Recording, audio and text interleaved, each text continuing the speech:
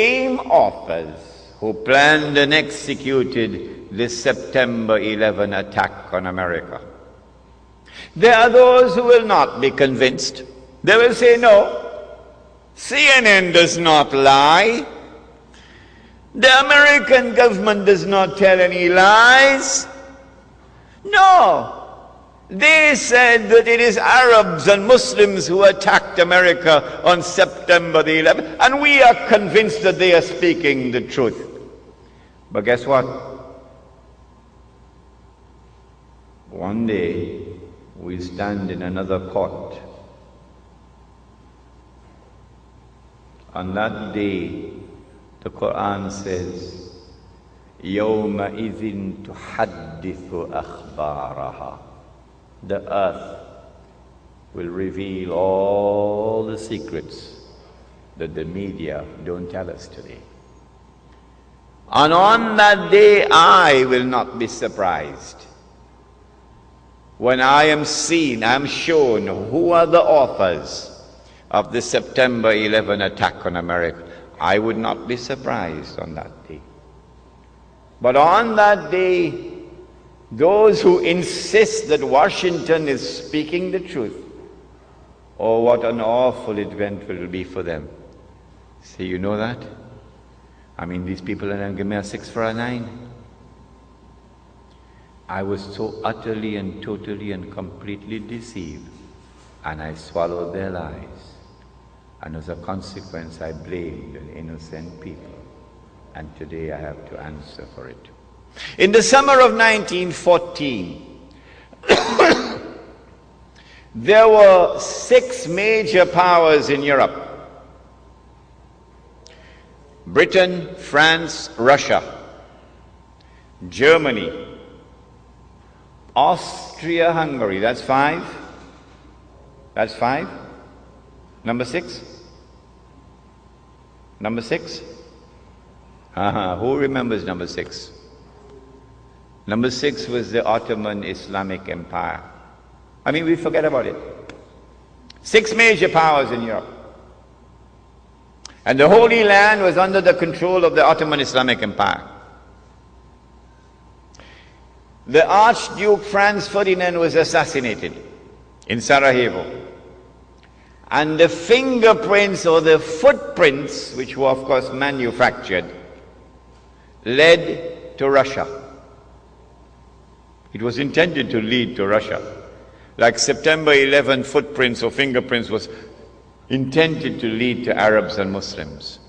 And so Austria-Hungary declared war on Russia as George Bush attacked Afghanistan. And then Britain and France, who had a defense treaty with Russia, now came to the assistance of Russia and joined the war. And then Germany entered the war on the side of Austria-Hungary. And then the Ottoman Islamic Empire was pushed, shoved into the war on the side of Germany. And so the stage was set, as the stage is now set today after September the 11th. And the big war took place. But strangely, Britain was losing that war, because Germany unveiled a new weapon of war that had never been used before, the submarine. As Israel is going to unveil a new weapon of war tomorrow that has never been used before. And when Britain was on her knees, facing defeat, Britain, which was the ruling state in the world, is now facing defeat. Then the German Jews went to the British government and said, let's make a deal. If you will promise to give us the Holy Land, we'll bring the United States into the war on your side. Britain said, deal. You will see all of this on the last day. And so the United States entered into the war. And Britain won the war. In the process, the Ottoman Islamic Empire was defeated, was dismembered, and the Holy Land was liberated for the Jews. And so an act of terrorism led to this strategic target being achieved, the liberation of the Holy Land. But now, the United States takes over from Britain as the new ruling state in the world. In the same way that Britain had a mysterious relationship with the Holy Land and with the Jews, the United States now has that mysterious relationship with the Holy Land and with the Jews. The first country in the world to recognize the state of Israel is the United States of America. Is that by accident? No, not after today's lecture. You'll never think it's by accident. The United States presents, excuse me, presents the baby with everything that the baby needs to grow up to become not only a strong man but a superpower.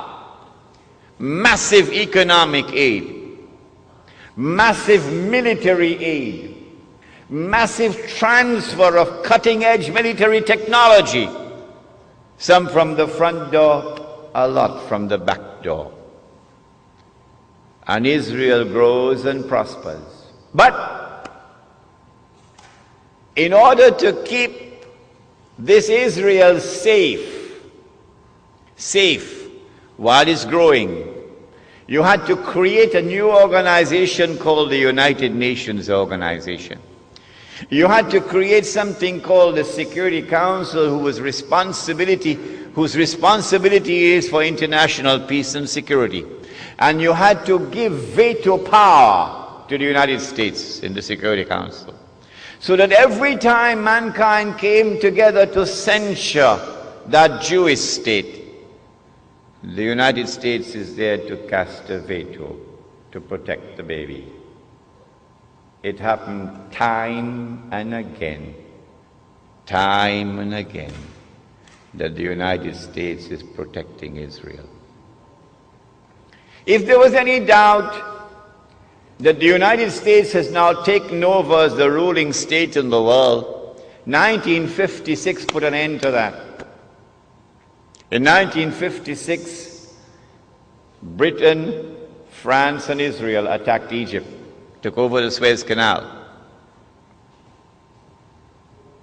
The American president was Dwight Eisenhower, General Dwight Eisenhower. He ordered Britain and France and Israel to withdraw. And they had to withdraw. And the British government fell. So Anthony Eden had to resign. Very clearly, Britain is no longer the ruling state in the world. The United States has taken over. If you felt that the Soviet Union was on par with the United States, that there are two superpowers, that the United States is not the ruling state in the world, then the Cuban Missile Crisis of 1962, I think, put an end to that. Remember? Sparrow sang the Calypso. I said, turn them ships in the opposite direction. You were born at that time? Huh? Kennedy is the man for them. The Cuban Missile Crisis. And the Soviet Union had to back down when the United States imposed unilaterally a quarantine around the island of Cuba. And so the United States is the new ruling state in the world. And the United States has a mysterious relationship with the state of Israel.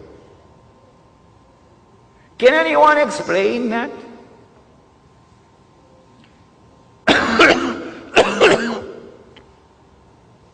About 2 weeks before September the 11th, there was an international conference on racism and racial discrimination in South Africa, in Durban.